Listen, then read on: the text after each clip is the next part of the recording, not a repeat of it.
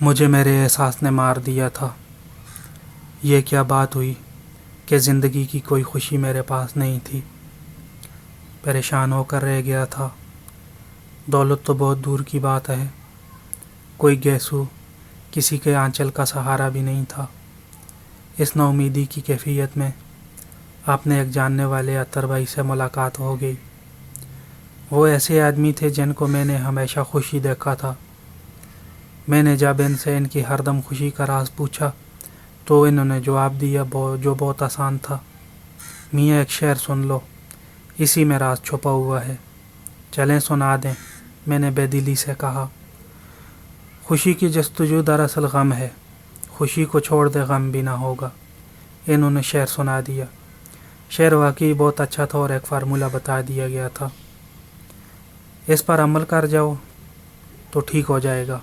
عطر بھائی شعر تو بہت اچھا ہے، میں نے تعریف کی۔ میاں فارمولہ بھی بہت اچھا ہے، تم ابھی سے اس پر عمل کرو۔ ایک ہفتے کے بعد آ کر بتاؤ کیا ہوا۔ میں عطر بھائی کے پاس ایک خاص کام کے سے گیا تھا۔ اس دن میری جیب میں کچھ بھی نہیں تھا۔ میں نے یہ سوچا تھا کہ عطر صاحب سے 1000 روپے لے لوں گا، اس کے بعد وہیں سے ٹیکسی کر کے راستے سے کھانے پینے کی چیزیں لے کر گھر واپس آ جاؤں گا۔ کم از کم کچھ دنوں تک تو خرچ چل جائے گا۔ گھر میں کوئی نہیں تھا، ابھی تک شادی نہیں ہو سکی تھی۔ اب یہ بتاؤ اگر 1000 مل جائیں تو تم خوش ہو جاؤ گے؟ ظاہر ہے عطر بھائی، اس سے کئی کام نکل جائیں گے۔ تو بس میں تمہیں پیسے نہیں دے رہا، تم ابھی سے اس فارمولے پر عمل کرنا ہے۔ دیکھ لینا تم نے اس شعر کو اپنے ذہن میں اتار لیا تو پھر تمہیں کوئی غم بھی نہیں ہوگا۔ میں ان سے پیسے لیے بغیر اس شعر کی سوغات لے کر واپس آ گیا۔ گھر آ کر مجھے نفیسہ کا خیال آیا۔ میں نے نفیسہ نام کی ایک لڑکی سے محبت کی تھی، جو یہ چاہتی تھی کہ میں اس کے باپ سے جا کر ملوں۔ میں نے اسے ایک شعر بھی سنایا تھا، میری حیات کی راہوں میں پیچ و خم ہیں،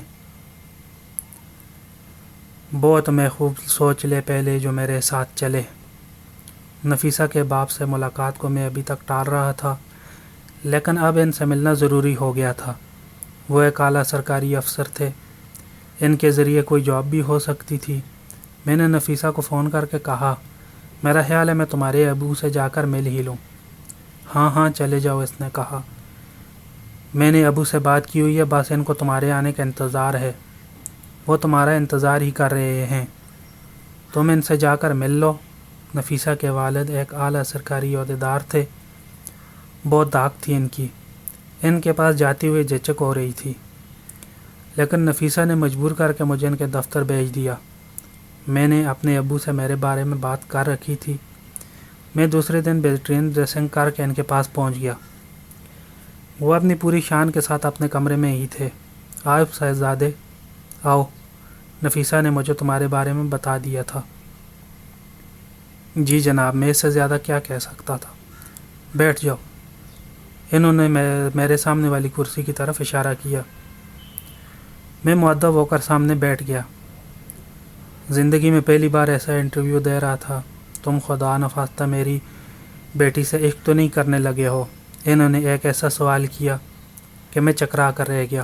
میرا خیال ہے کہ کسی بھی باپ نے براہ راست ایسا سوال ہونے والے داماد سے بھی نہیں کیا ہوگا۔ شرمانے کی ضرورت نہیں ہے، ہاں یا نہ میں جواب دو۔ عشق کیا ہے جناب، بس نفیسہ مجھے بہت پسند ہے، میں اسے ہر حال میں خوش رکھوں گا۔ میرا خیال ہے ابھی ہماری گفتگو اتنی آگے نہیں بڑھی کہ تم خوش رکھنے یا نہ رکھنے کی بات کرو، انہوں نے کہا۔ میں ایک بار پھر چکرا کے رہ گیا۔ عجیب بے دھڑک انسان تھے۔ کام کیا کرتے ہو؟ انہوں نے پوچھا۔ جاب کی تلاش میں ہوں جناب، میں نے کہا۔ مجھے امید ہے بہت جلد کوئی ملازمت مل ہی جائے گی۔ اور اس وقت تک اپنی بیوی کو بھوکا رکھو گے؟ نہیں جناب، سوال ہی پیدا نہیں ہوتا، جو خود کھاؤں گا اس کو بھی کھلاؤں گا۔ جب تمہارے پاس خود کھانے کو نہیں ہے تو اس کو کہاں سے کھلاؤ گے؟ اس کی فکر نہ کریں، شادی کے بعد نفیسہ میرا مسئلہ ہوگی، لیکن شادی سے پہلے تک تو میرا مسئلہ ہے نا۔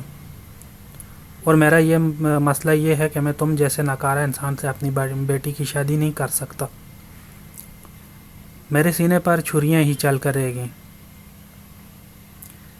نفیسہ میرے لیے سب کچھ تھی۔ زندگی میں اب تک سوائے محرومیوں کے اور ملا ہی کیا تھا؟ کوئی خوشی نہیں۔ اب وہ ہاتھ سے بھی چلی گئی۔ دل چاہ کے دار و دیوار سے لپٹ کر آنسو بہاؤں، اور اسی وقت عطر بھائی کا شعر یاد آ گیا، خوشی کی جستجو دراصل غم ہے، خوشی کو چھوڑ دے غم بھی نہ ہوگا۔ کلیجے میں ٹھنڈک سی پڑ گئی۔ نفیسہ نہیں ملتی تو نہ صحیح، اور بھی غم ہے زمانے میں محبت کے سوا، میں کیوں ایک روگ پال کر بیٹھ جاؤں، خوشی کو چھوڑ دوں۔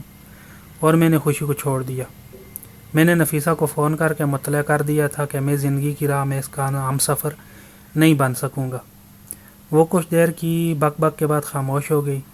شاید اسے بھی احساس ہو گیا تھا کہ اس کے باپ کا فیصلہ درست ہی تھا۔ اب زندگی کے کٹھن شب و روز میرے سامنے تھے۔ گھر میں کھانے کو بھی کچھ نہیں تھا۔ میں بھی اپنا کھانا خود ہی بنا لیا کرتا تھا، ورنہ عام طور پر سامنے والے ہوٹل سے جا کر کھا لیتا تھا۔ میں محلے کی ایک دکان پر پہنچ گیا۔ دکاندار مجھے دیکھ کر خوش ہو گیا تھا۔ شاید اسے خیال آیا میں اس کا پچھلا قرض ادا کرنے آیا ہوں۔ تنویر بھائی، چائے تو چلے گی نا؟ اس نے پوچھا۔ بس 2 منٹ آ جائے گی۔ نہیں بھائی، مجھے اس وقت چائے کی ضرورت نہیں، میں نے کہا۔ تو بس 2 کلو آٹا دے دے، 1 کلو چینی کھانے کا تیل دے دے، ابھی لو۔ پچھلا حساب تو لے کر آئے ہو نا؟ نہیں بھائی، میں تو یہ بھی ادھار لے کر جاؤں گا، میں نے کہا۔ اچانک